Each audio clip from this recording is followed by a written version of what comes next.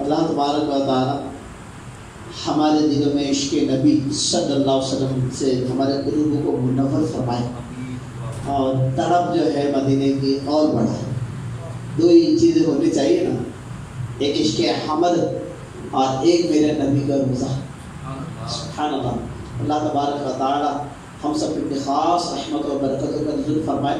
پیارے اسلام جو حضرت بلال رضی اللہ عنہ قبول کیا، بلال نے اس وقت حضرت بلال رضی اللہ عنہ اس وقت اسلام کا اعلان کیا جب صرف 7 آدمیوں کو اس کے اعلان کی توفیق ہوئی، جس کی وجہ سے مسائل اور طرح طرح کے مظالم سے ان کے استقلال اور استقامت کی آزمائش ہوئی۔ تپتی ہوئی ریت، جلتے ہوئے سنگریزوں اور دہکتے ہوئے انگاروں پر لٹائے گئے۔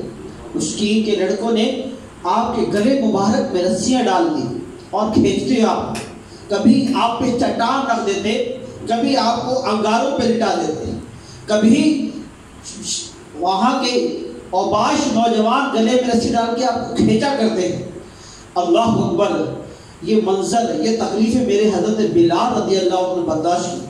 ابو جہل ان کو منہ کے بل سنگریزوں پہ لٹا کر اوپر سے پتھر کی چکی رکھ دیتا، اور جب آفتاب کی تمارت بے قرار کر دیتی تو کہتا، بلال اب بھی محمد کہ خدا سے تو باز نہیں آئے گا؟ لیکن قربان جائیے حضرت بلال رضی اللہ عنہ کے، لیکن اس وقت بھی دہن مبارک سے صرف ایک کلمہ نکلتا تھا، اور وہ کلمہ تھا احد احد احد احد۔ اللہ اکبر۔ میٹھے اسلام بھائیو، مزید علماء کرام فرماتے ہیں جب آپ کو دہکتے انگاروں سے ہٹایا جاتا نا تو آپ جو ہے رونے لگ جاتے ہیں۔ کہا کہ کیا معاملہ ہے؟ جب دہکتے انگاروں پہ جاتے ہو تو اب روتے نہیں ہیں، آپ احد احد پکارتے ہیں، اور جب جیسے ہی انگاروں سے ہٹایا جاتا ہے اور آپ رونے لگ جاتے ہیں۔ اللہ اکبر۔ میرے حضرت بلال حبشی رضی اللہ عنہ فرماتے ہیں جب میں دہکتے انگاروں پر ہوتا ہوں تو مجھے اور اللہ اس کے پیارے حبیب کا دیدار ہو رہا ہوتا ہے، اور جیسے ہی مجھے واپس لیا جاتا ہے میں زمین پر آتا ہوں تو وہ دیدار مجھ سے چلا جاتا ہے، تو میں خوش ہوتا ہوں، انگاروں پہ میں خوش ہوں، تکلیفوں میں خوش ہوں کہ مجھے اللہ اس کے پیارے حبیب کا دیدار ہو رہا ہے۔ رئیس بھائی قربان جائے حضرت بلال رضی اللہ عنہ کے۔ آج عاشقان رسول نئے نئے آتے ہیں مال میں اور لوگ پریشان ہو جاتے ہیں، یا کچھ دن آتے ہیں تو پریشان ہو جاتے ہیں، یا کوئی مصائب آتے ہیں تو پریشان ہو جاتے ہیں۔ ایسا نہیں کرنا چاہیے۔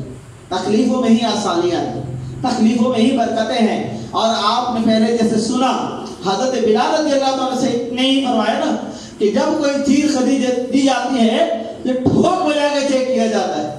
آپ تو پیارے آقا علیہ السلام کے غلاموں میں سے ہو، آپ کو حضرت آدم علیہ السلام کی اولاد میں تو پیدا کیا جا سکتا تھا، نوح علیہ السلام کی اولاد میں تو پیدا کیا جا سکتا تھا، لیکن قربان جائیے آج میں سید عارف اویسی صاحب کے پروگرام میں تھا تو انہوں نے بڑی ہی پیاری بات کی، مجھے بڑا اچھا لگا۔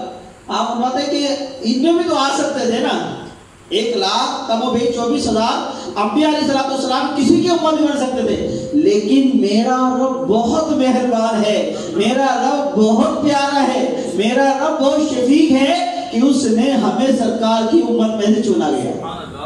کتنا شکر ادا کریں۔